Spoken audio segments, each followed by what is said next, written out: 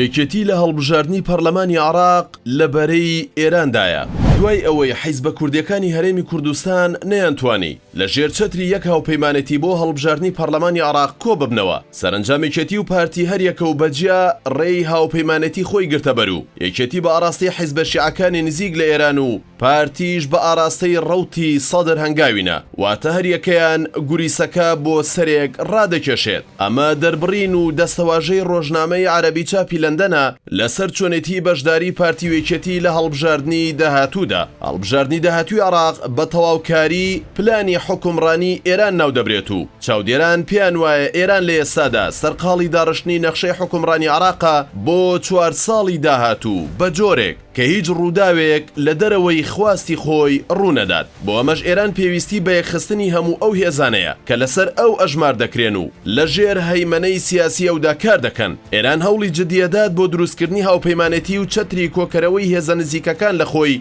لە کورد و عەرەبە شیعەکان. هەفتەی ڕابردوو یەکێتی بە سەرۆکایەتی بافڵ تاڵەبانی هاوسەرۆکی یەکێتی دەستی بە جموجوڵێکی سیاسی لە شاری بەغدا کرد. تاڵەبانی کوڕ سەردانی زۆرینەی لایەنە سیاسیە دیارەکانی عێراق بەتایبەت هاوپەیمانی فەتح بە سەرۆکایەتی هادی عامری و دەوڵەتی یاسا بە سەرۆکایەتی نووری مالیکی کرد کە دوو لایەنی نزیک لە ئێرانن. چاودێرانیش دەڵێن تاڵەبانی نەخشەی هاوپەیمانەتیەکی نوێی کێشاوە کە پێدەچێت زیاتر مەیلی بەلای ئێراندا هەبێت تا هەر کەسێکی دیکە. ئاڵا تاڵەبانی سەرۆکی فراکسیۆنی یەکێتی لە ئەنجومەنی نوێنەرانی عێراق لە میانی لێدوانێکی ڕۆژنامەوانیدا بەڕوونی دیدی حیزبەکەی بۆ هاوپەیمانێتی نیشانداوتی فەتح نزیکترین لایەنە لە یەکێتیەوە بۆ دروستکردنی هاوپەیمانێتی دوای هەڵبژاردن.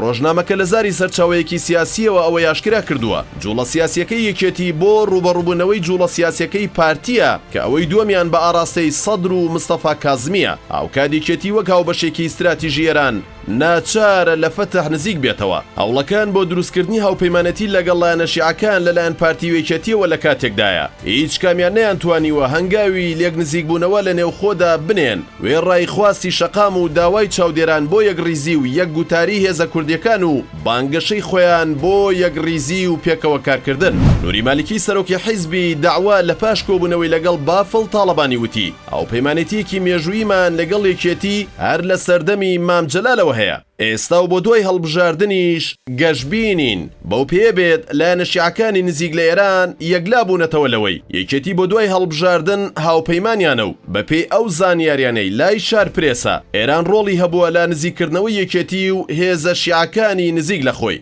هەرچەندە پارتی وێکێتی بڕیاریان داوە لەگەڵ شیعە ببنە هاوپەیمان، بەڵام ڕایەکەیە پێی وایە ئەو هاوپەیمانێتیە هیچ لە دۆخی ناکۆکی و ململانی نەوخۆیی شیعەکان ناگۆڕێت، بەڵام ڕەنگە هەنگاوێکی نوێ بێت بۆ یەکلاکردنەوەی هێزی هەر یەک لە پارتی و یەکێتی. بەرلەوەی پارتی لەگەڵ سەدرەکان لەسەر دروستکردنی هاوپەیمانێتی یەکلا بێتەوە. چەندین مانگ پارتی و سەدرەکان لە دانوستانی بەردەوامدا بوون. ئێستاش یەکێتی هەوڵەکانی چڕ کردوێتەوە بۆ نزیکبوونەوە لە هێزەکانی نزیک لە ئێران. هەرچەندە شیعەکان دەرگای هاوپەیمانێتیان بەڕووی پارتی وێکێتیدا کردەوە، بەڵام تاکە شتێک ڕەنگە هەردوو جەمسەرەکەی شیعە سازشی لەسەر نەکەن کەرکووک و ناوچە جێناکۆکەکانە. لەگەڵەوەی یەکێتی و پارتی دەچنە نێو هاوپەیمانێتیەکی شیعەوە، بەڵام ناتوانن چۆنیان ویست لە پرسی کەرکووک و ناوچە جێناکۆکەکان هەڵسوکەوت بکەن. کیفاح مەحموود ڕایشکاری ڕۆژنامەوانی مەسعود بارزانی سەرۆکی پارتی با ڕۆژنامەی عەرەبی وتووە هیوادارن هاوپەیمانێتیەکان دوور بن لە تێڕوانینی پلانگێڕی، واتە پارتی بە گومانەوە تەماشای ئەو نزیکبوونەوەی یەکێتی و شیعەکانی نزیک لە ئێران دەکات.